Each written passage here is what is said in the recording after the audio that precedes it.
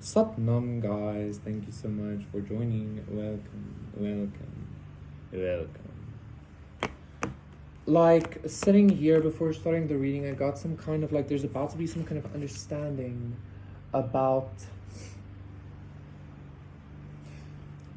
not just like spiritual strength, but like specifically spiritual supply, okay?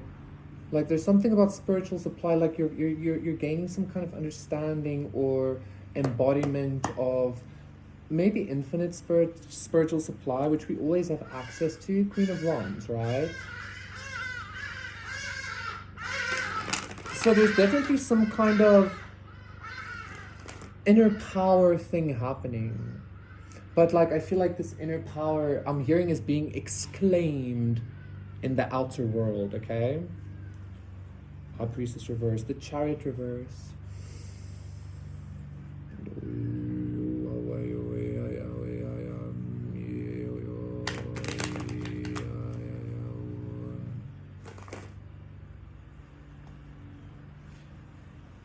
I'm seeing like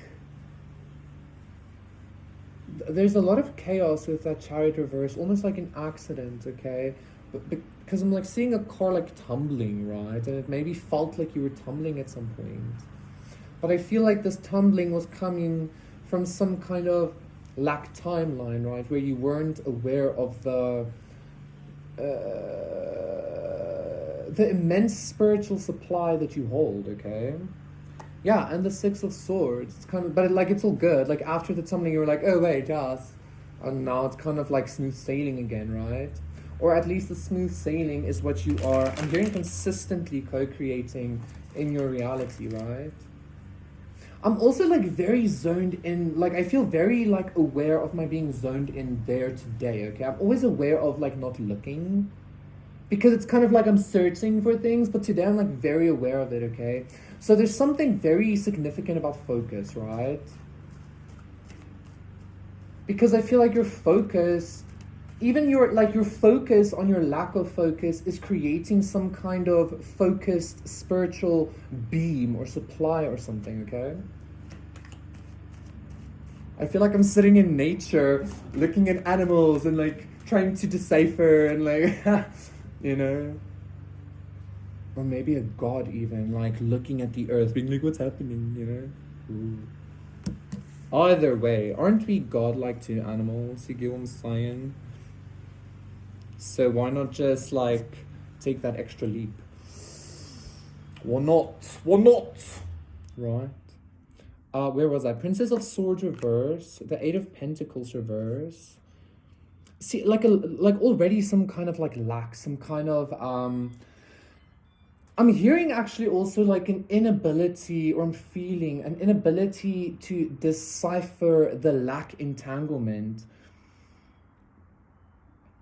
You're well, I guess we could say everybody, like, because like lack is an aspect of creation, but like for you specifically, collective, I feel like your consciousness or your battle with lack, the wound of lack, doesn't just reach into your 3D. It like it stems into your, I do want to say core, quite honestly, because if it didn't stem into your core, it wouldn't exist at all. You get what I'm saying?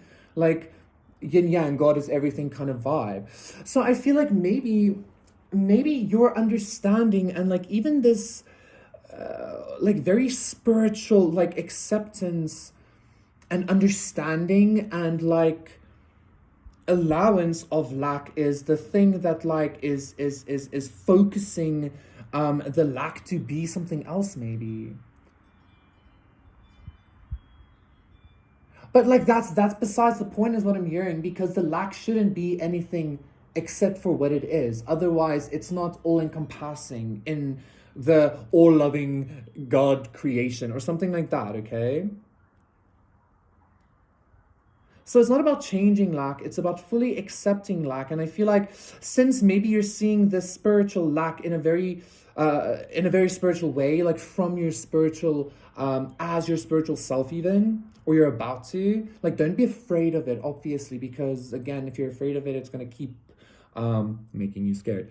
Right, like it's you. But like I feel like once you fully see this like from the spirit, or as you see this from the spiritual aspect, as self, it's gonna change the way you move. Okay, so you can obviously change your reality on a very in a very direct way, right? Like no, be this, and like it does that, right? But I'm kind of getting like it's almost, especially with this Princess of Swords reverse, like it's kind of getting like you can choose between being like behind the scenes and just like dancing, and like I'm getting also Abraham Hicks vibes of like going with what's it, like the path of least resistance, but you can also like really charge into it. Okay, so I feel like maybe that's what this focus is coming to. It's kind of like either way you're experiencing lack, because it's part of everything, you know. It's you, right? Either way you experience it, some way, somehow. It doesn't matter how it's manifesting for you. Okay, and like you might feel like you can't do anything like against it or to fix it, again, because it shouldn't, it can't. Okay, so some way, somehow you're experiencing it. I however want to say you're experiencing the lack in in an almost abundant way. Okay, you're about to experience the fullness of creation by experiencing lack or something, or I feel like that's what you are doing. And if this message triggers you, this message is not for you. Okay, obviously. Or maybe it is for you because you need to be triggered, right? Let's get the other cards. Let's get the last two. Princess of Cups, yeah. It's a very spiritual, very spiritual energy. But like it's even the beginning. Like I'm even hearing, because like we only have the princesses here, right? It's kind of like just the beginning of the understanding of this lack, the beginning of the understanding of what it truly means like to be in yin yang. So you've had this oneness consciousness experience, but now you're maybe starting to like utilize lack in a I don't want to say in a way to create abundance, because like that would be you fighting this lack. It kind of feels like you're using this lack to create more lack. Crazy. I'm hearing that song from Jake Hill, Kratos, like he says, I am hate, I am death, scream it till my last breath. So it's kind of like being this, like almost an embodiment of lack, just being destruction. And like, with besides the point, the destruction ultimately flourishes into some kind of new understanding, some kind of new experience, some kind of, but that's not the point. You get what I'm saying? It's like you're kind of like accepting the fact that you are this, like you are lack. Okay, you are lack. You've had this abundant experience, but you have to have this extreme fine self-love in regards to you being lack as well. Otherwise, I don't know, it's kind of like, what's the point? Because again, if you're only wanting to experience this lack that you are in order to have some kind of abundance, you're missing the point. You get what I'm saying?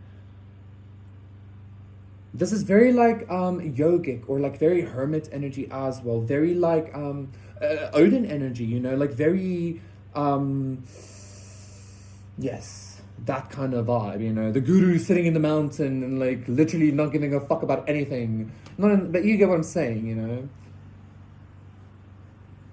Shiva. This is very Shiva-esque, isn't it? You know what I'm hearing all of a sudden? I feel like you've been very much guided by Shiva consciousness without you fully recognizing it. And I equate Shiva with Dionysus with Jesus, okay? So make with that what you will, right?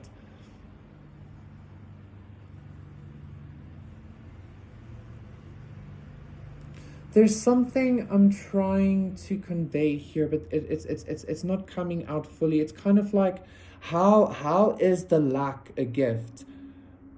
Apart from the lack creating some kind of abundance, how is the lack in and of itself a gift? This is something that I feel like you're either about to understand, that's going to release some kind of spiritual infinite supply.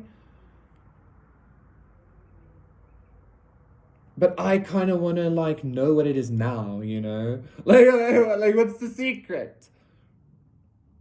I'm hearing the secret is like that consciousness of I am, it is, you know? Like it's lack. It's lack. Yes, lack. Just another cycle, just another aspect, just another part, right? Without you fully focusing on what comes after it.